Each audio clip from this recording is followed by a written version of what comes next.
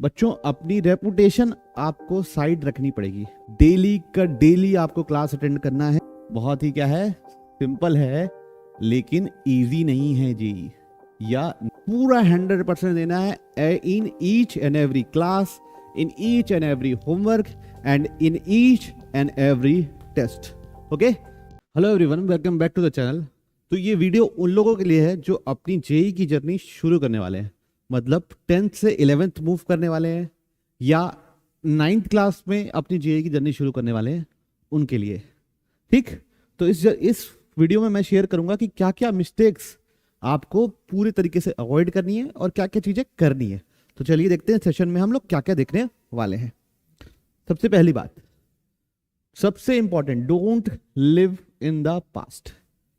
बच्चों अपनी रेपुटेशन आपको साइड रखनी पड़ेगी। होता क्या है कि मान लीजिए आप लोग 9th 10th में स्कूल टॉपर रहे होंगे, है ना, तो आपको ये लगेगा कि मैं तो पढ़ने में अच्छा हूं, तो मैं यहां पे भी जाऊंगा तो एकदम एस करूंगा। लेकिन ऐसा नहीं होगा। आप जब कई सारे बच्चे, मतलब कुछ बच्चे तो एस कर लेंगे, लेकिन कई सारे बच्चे स्कूल में तो अच्छा स्कोर कर लेते हैं, लेकिन जेई में उनको शुरू में इनिशियल डेज में स्कोर करना टफ हो जाता है। तो उस चीज का ध्यान रखिएगा, पास्ट में मत जिएगा कि आप अच्छे हैं तो अच्छे ही रहेंगे, वैसा जरूरी नहीं है। थोड़ा सा आपको टाइम लगेगा, 3 to 4 मंथ, 3 to 4 मंथ्स आप अपने आप को दीजिए एडजस्ट होने के लिए। ओके, तो don't live in the past, इसी का ध्यान रखिए। 3 से 4 महीने सबको लग सकते हैं। और डोंट लिव द पास्ट ये स्ट्रांग बच्चों के लिए भी है और ये वीक बच्चों के लिए भी है। ओके, हमारे कोचिंग में एक लड़का है जिसका 10th में 77% था, अभी उसका जेई मेंस में 96.8 परसेंटाइल आया। मतलब आप समझ रहे हैं, 10th बोर्ड में 76%, 77% और जेई मेंस में 96.8 परसेंटाइल। मतलब इतना बड़ा जंप उसके हिसाब से। मतलब बहुत सारे कोचिंग में ऐसे भी बच्चे हैं, या मतलब बहुत सारे ऐसे बच्चे भी होते हैं जिनका 10th में 90 अबव रहता है, लेकिन वो जेई मेंस में 90 परसेंटाइल भी नहीं लाते। तो उस बच्चे ने इतनी बढ़िया मेहनत करी, बहुत अच्छा किया। तो इस ध्यान रखिए, ऐसे कई बच्चे होते हैं। तो पास्ट में बिल्कुल नहीं रहना है ना। अभी ये नई शुरुआत है, आप बिल्कुल अच्छे से रिकवर कर सकते हैं। और जो अगर बहुत अच्छा पढ़ते हैं और उनका अचानक से मार्क्स खराब आने लगे, तो भी आपको बिल्कुल चिंता नहीं करनी है। चिंता सिर्फ इस बात की करनी है कि आपको चीजें समझ में आ रही है कि नहीं आ रही है।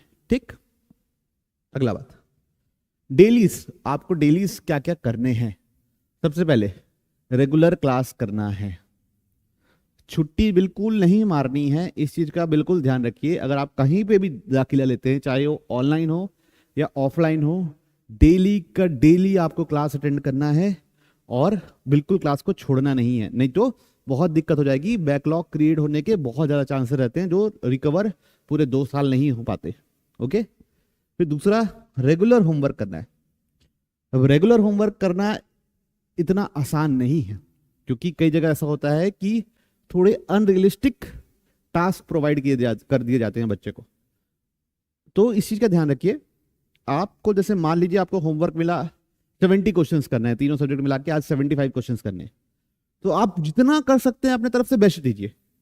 पूरा जब तक आप पूरा कोशिश कीजिए अपने दिन में, आप 50 क्वेश्चन भी उसमें से अपने खुद से बनाएंगे तो आपके लिए बेहतर रहेगा। तो रेगुलर होमवर्क करना मत छोड़ना। ये मत सोचना कि इतना ज्यादा है तो हम कैसे करेंगे, हम नहीं करते इससे अच्छा, वो चीज बिल्कुल नहीं करना। और तीसरी चीज है कि रेगुलर टेस्ट देना। अब ये बहुत सारे टॉपर्स के कारण, टॉपर्स को ये दिक्कत होती है। जो 9th 10th में जो टॉपर्स रहते हैं ना, वो 11th में जाते हैं तो इससे दूर भागते हैं। उनको लगता है तो मेरी तो तैयारी नहीं हुई, क्लास में जो मॉड्यूल करा रहे हैं, जो क्लास में जो क्वेश्चन करा रहे हैं, वो तो मेरे से बन ही नहीं रहे पूरे तरीके से, तो मैं टेस्ट अभी नहीं देता, थोड़े दिन बाद दूंगा, पूरी तैयारी करके दूंगा। ये बिगिनर्स मिस्टेक करते ही करते हैं। तो जितने भी सीनियर से आप बात कर लीजिए, ये मिस्टेक बिल्कुल नहीं कीजिएगा। टेस्ट कितनी भी तैयारी हो, आपको टेस्ट देना ही देना है। ऐसा बहुत रेयर होगा कि आपकी 100% तैयारी हो जेई की जर्नी में। ऐसा बिल्कुल एक आध कुछ % के साथ हो सके तो हो जाए, वरना बिल्कुल नहीं होता। 100 में से 99 की पूरी तैयारी कभी नहीं हो पाती टेस्ट के बीच। तो प्लीज याद रखिए, रेगुलर टेस्ट अटेम्प्ट करना है, टेस्ट को एनालाइज करना है। टेस्ट एनालिसिस कैसे करना है उसकी वीडियो आपको डिस्क्रिप्शन बॉक्स में मिल जाएगी, वहां जाके देख लीजिएगा।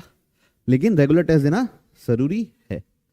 फिर अगला, स्ट्रेटेजीज बहुत ही सिंपल है, बहुत ही क्या है, सिंपल है लेकिन इजी नहीं है जेई या नीट जो भी, ठीक। सिंपल है लेकिन इजी नहीं है।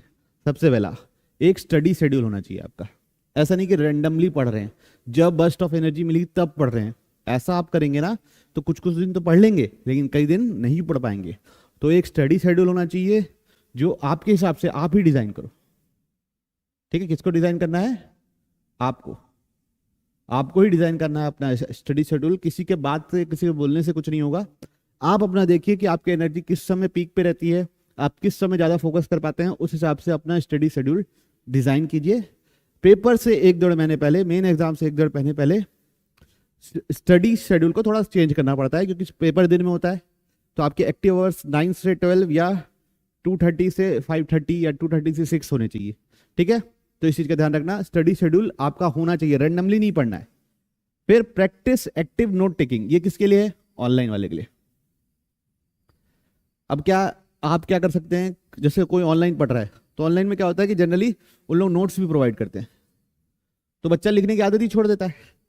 वो देखता है कि यार नोट्स तो आई जा रहे हैं, मैं बाद में देख के लिख लूंगा, और फिर वो कभी नहीं लिखता। तो याद रखिए, साथ साथ पेन उठाना है और साथ साथ लिखना है, ओके। इस चीज का ध्यान रखिए। फिर उसके बाद define your learning resource, very very very important. होता क्या है, जनरली मैं बच्चों के साइकी बता रहा हूं कि जब वो ज्वाइन करते हैं तो शुरू में चीजें टफ होती है तो वो इधर उधर भागते हैं। कैसे? अगर ऑनलाइन लिए हैं, नाम नहीं लेना चाहिए, लेकिन बहुत सारे एडटेक्स है जहाँ पे एक से ज्यादा टीचर्स के ऑप्शन रहते हैं। तो वो 5 दिन एक टीचर के पास पढ़े, 5 दिन एक टीचर के पास पढ़े, 10 दिन एक टीचर के पास पढ़े, फिर 1 महीने बाद छोड़ दिए।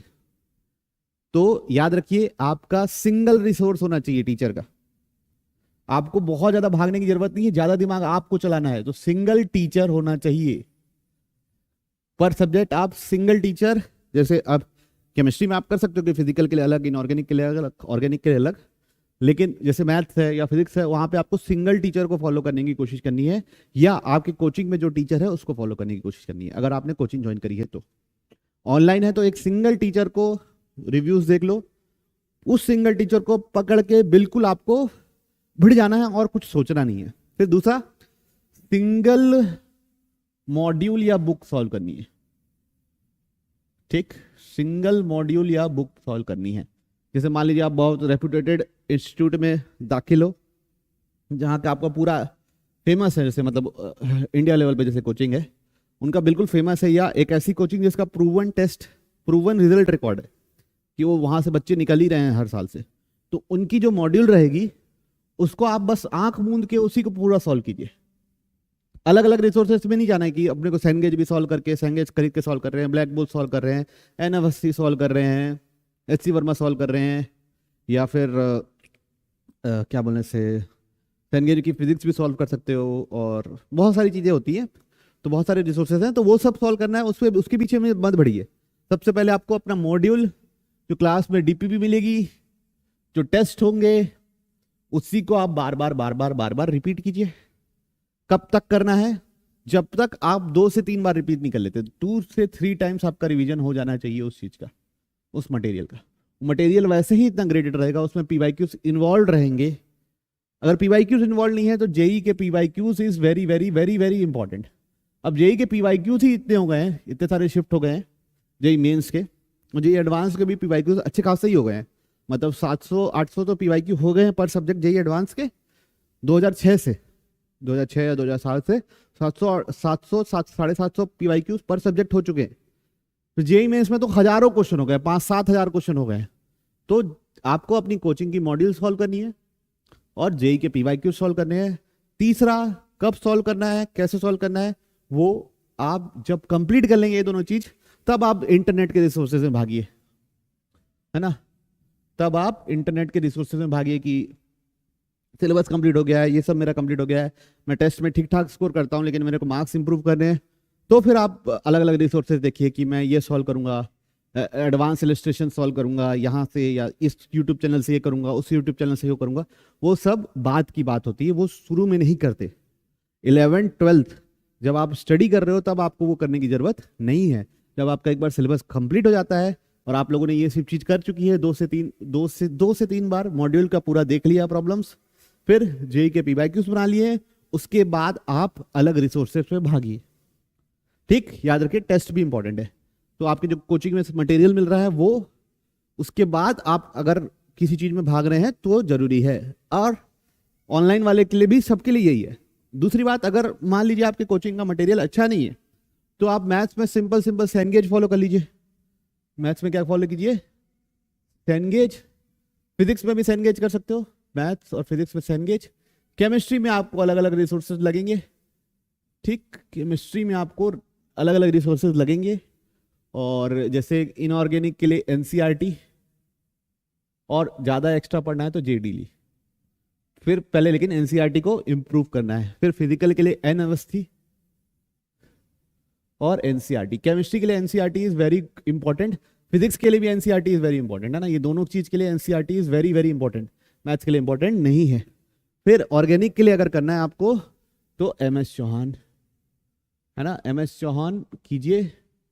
और किसी भी कोचिंग का नोट्स आप लेने की, मतलब किसी भी कोचिंग का नोट्स जुगाड़ने की कोशिश कीजिए, तो वो जो आपको बेहतर एडवांटेज देगा।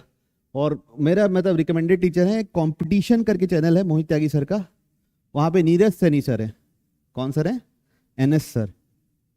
उनके ऑर्गेनिक के नोट्स करेंगे तो आपको एक बेहतरीन, बहुत अच्छा पढ़ाया उन्होंने, तो आप उससे आप देख सकते हैं। बाकी आपको कोई और अच्छा टीचर मिलता है तो उससे कर लीजिए। ठीक, तो अगर आप अच्छे रेपुटेटेड कोचिंग या उसका मटेरियल अच्छा नहीं है, आपको लग रहा है कि उससे वो करने के बाद पहले जैसे मॉड्यूल सॉल्व करके फिर जेई पीवाईक्यूज कर रहे हैं तो आपसे पीवाईक्यूज सॉल्व नहीं हो रहे हैं, तो फिर आप इस पे चाहिए। फिर अगला पॉइंट इंपॉर्टेंट है। तो लर्निंग रिसोर्सेज सबको क्लियर है, सिंगल टीचर सिंगल रिसोर्स, बहुत ज्यादा नहीं भागना है। कब तक नहीं भागना है? जब तक 2-3 बार रिवीजन ना हो जाए। एकदम लास्ट सिनेरियो आ गए, आखिरी के 1-1.5 महीने बचे हैं, तब आप दूसरे कोर्सेज पे जा सकते हैं। जैसे जेई एडवांस के लिए बचा है, जेई एडवांस स्पेसिफिक आपको रिवीजन करना है, तो हाँ भाई, जो कोचिंग लॉन्च कर रही है उसके आप क्रैश कोर्स या छोटे छोटे कोर्स जो है वो आप ले सकते हो, रिवीजन टेस्ट, रिवीजन कोर्स, इस टाइप का। ठीक है, उसके पहले कुछ भी नहीं करना है, अपने टीचर को, अपने मॉड्यूल को, अपने आप को ट्रस्ट करना है। अगला, practice retention through active recall, very very important. आप एक्टिव रिकॉल के ऊपर भी एक वीडियो मैंने बनाया हुआ है, उस पर जाइएगा, उसको आपको लिंक डिस्क्रिप्शन बॉक्स में मिल जाएगा या आई बटन पे क्लिक कर दीजिएगा। तो एक्टिव रिकॉल करना बहुत ज़्यादा जरूरी है। आपको छोटा सा संक्षिप्त बताऊं तो आपको घर आके बिना देखे जो भी क्लास में पढ़ाया गया है उसको वापस लिखना, वापस रिटेन करना सबसे ज़्यादा जरूरी होता है। तो एक्टिव रिकॉल के ऊपर एक छोटी सी वीडियो है, उसको आप देख के एक्टिव रिकॉल जरूर कीजिएगा।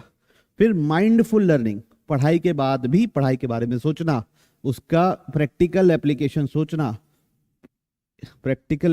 सोचना, ये कहाँ यूज होता होगा, पढ़ाई के बारे में बातें करना, ये सब भी बहुत ज्यादा इंपॉर्टेंट है ना। ये जरूरी नहीं कि पढ़ के कोई प्रेशर है, कोई वो है, सिर्फ एग्जाम ही है, ये नहीं, ये आपका जीवन बनने वाला है। जेई कर रहे हो या नीट कर रहे हो तो ये आपका जीवन बनने वाला है, याद रखिए। इसमें आपको दिन भर रहने की जरूरत है।